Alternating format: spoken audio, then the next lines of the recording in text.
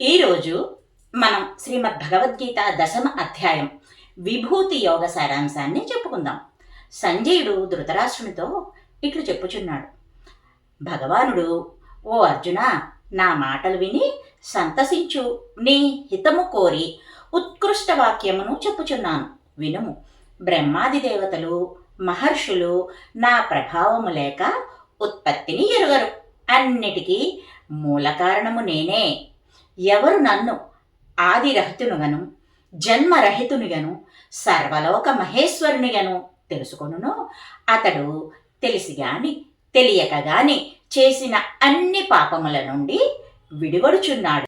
సూక్ష్మబుద్ధి, పదార్థ జ్ఞానము, వివేకముతో ప్రవర్తించుట, చిత్త వికారం లేక ఉండుట, క్షమ, దమము, శమము, సుఖము, దుఃఖము, భయము, నిర్భయము, సమచిత్తత, సంతోషము, శరీర శోషణ, శక్తికి మించని దానము, కీర్తి, లోకనింద మొదలైనటువంటి నానావిధ భావములు ప్రాణులకు స్వకర్మానుసారముగా నా వల్లనే కలుగుచున్నవి.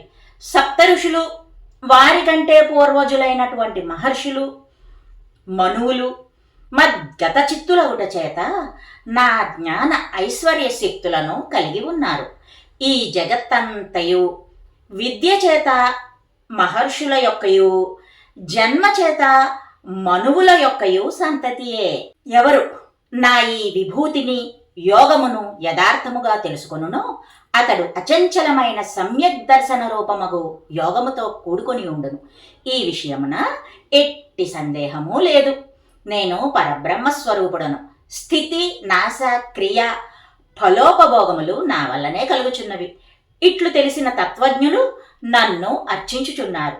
నాయందే చిత్తము గలవారే నన్నే బోధించుకొనుచు సంతోషమును ఆనందమును పొందుచున్నారు.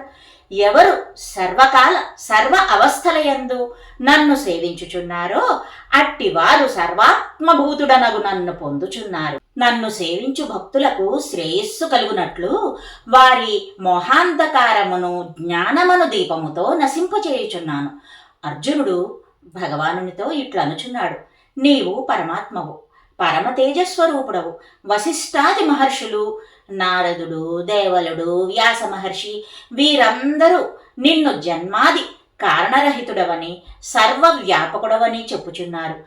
నీవు నాకు చెప్పునది అంతయు సత్యమని నమ్ముచున్నాను. పురుషోత్తమ, నీవు దేవాదులందరికీ కారణభూతుడవు అగుటచే నిన్ను నీవే శక్తిమంతుడిగా ఎరుగుదువు. ఓ యోగేశ్వర, దేవదేవ, నేను నిన్నెట్లు తెలుసుకోగలను? నిన్నెట్లు ధ్యానింపవలెను? ఓ జనార్దన, నీ యోగమును, ఐశ్వర్య శక్తిని, విభూతులను తిరిగి విస్తరించి చెప్పుము. నీ వాక్యములు ఎంత విన్ననూ తృప్తి కలుగుకున్నవి. దానికి భగవానుడు ఇట్లు చెప్పుచున్నాడు. ఓ కురుశ్రేష్ఠ, నా విభూతులు అనంతములు. ముఖ్యమైన వాటిని నీకు చెప్పెదను, వినుము. గుడాకేశ, నేను సర్వజీవులకు హృదయమందు వెలయు ప్రత్యేగాత్మను. నేనే భూతముల ఉత్పత్తి, స్థితి, లయములకు కారకుడను. నేను ద్వాదశ ఆదిత్యులలో విష్ణువను, సూర్యుడను. సప్త మరుద్గణములలో మరీచిని, నక్షత్రములలో చంద్రుడను, చతుర్వేదములలో సామవేదమును, ముక్కోటి దేవతలలో ఇంద్రుడను, ఇంద్రియములలో మనస్సును, జీవుల యందుండు చైతన్యమును నేనే. రుద్రులలో శంకరుడను, యక్ష రాక్షసులలో కుబేరుడను, అష్టవసువులలో అగ్నిని, పర్వతములలో మేరు పర్వతమును కూడా నేనే.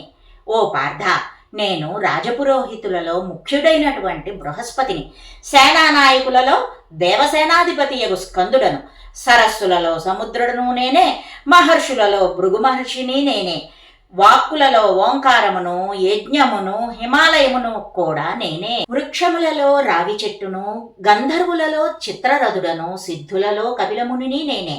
గుర్రములలో ఉచ్చైస్రవమును, ఏనుగులలో ఐరావతమును, నరులలో రాజుగను నన్ను తెలుసుకునుము.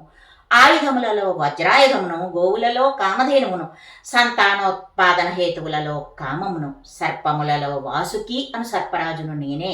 నాగులలో అనంతుడను, నాగరాజును, జలదేవతలలో వరుణుడు అనువాడను, పితృదేవతలలో అర్యముడను, దండించు వారిలో యముడను నేనే. దైత్యులలో ప్రహ్లాదుడను, లెక్కించు వారిలో కాలమును, మృగములలో సింహమును, పక్షులలో గరుత్మంతుడను నేనే, పవిత్రమునర్చు వారిలో వాయువును, శస్త్రధారులలో శ్రీరాముడను, మత్యములలో మకరమును, నదులలో గంగానదిని నేనే. సర్వసృష్టికి ఆది మధ్య అంతము నేనే. ఓ అర్జున, విద్యలలో మోక్షహేతువగు బ్రహ్మ విద్యయు, వాద వితండ జల్పితములలో వాదమును నేనే. అక్షరములలో అకారమును, సమూహములలో ద్వంద్వమును, కాలమును బ్రహ్మను నేనే. సర్వస్వమును హరించు మృత్యువును, అభ్యుదయ హేతువును, స్త్రీలలో కీర్తి, శ్రీ, వాక్, స్మృతి, మేధ, ధృతి, క్షమ ఈ 7 ఉత్తమ గుణములు కూడా నేనే. సామగీతలో బృహత్సామయు, ఛందస్సులలో గాయత్రియు, మాసములలో మార్గశిర మాసమును, ఋతువులలో వసంత ఋతువును నేనే. వంచకుల జోదమును, తేజవంతుల తేజమును, జయశీలుర విజయమును, విడువని ఉద్యమమును, సాత్వికుల సత్వగుణమును కూడా నేనే. యాదవులలో వాసుదేవుడను, పాండవులలో అర్జునుడను, మునీశ్వరులలో వ్యాసమునిని, కవీశ్వరులలో శుక్రాచార్యుడను నేనే. దండనీతియు, రాజనీతియు, మౌనము, జ్ఞానము అన్నీ నేనే. ఓ అర్జున, సర్వభూతములకు మూల కారణము నేనే. చరాచరాత్మక భూతములలో నా విభూతి కానిది ఏదీ లేదు. ఓ శత్రుంజయుడా, దివ్యములకు నా విభూతులకు అంతము లేదు. లోకమునందు ఏ ప్రాణి గాని వస్తువు గాని శోభాయమానము, ఉత్సాహ బల సమన్వితము అయి ఉన్నదో అది సర్వేశ్వరుడనగు నా శక్తి అంశము వలన కలిగినదని తెలుసుకొనుము. ఓ అర్జున, ఈ విభూతులు ఎన్ని తెలిసినను ఏమి లాభము? నేనీ సమస్త జగత్తునందు ఒక అంశమాత్రము చేతనే వ్యాపించి ఉన్నాను. అది తెలుసుకొన్న చాలును. ఇదియే శ్రీమద్భగవద్గీత 10వ అధ్యాయ విభూతి యోగ సారాంశము.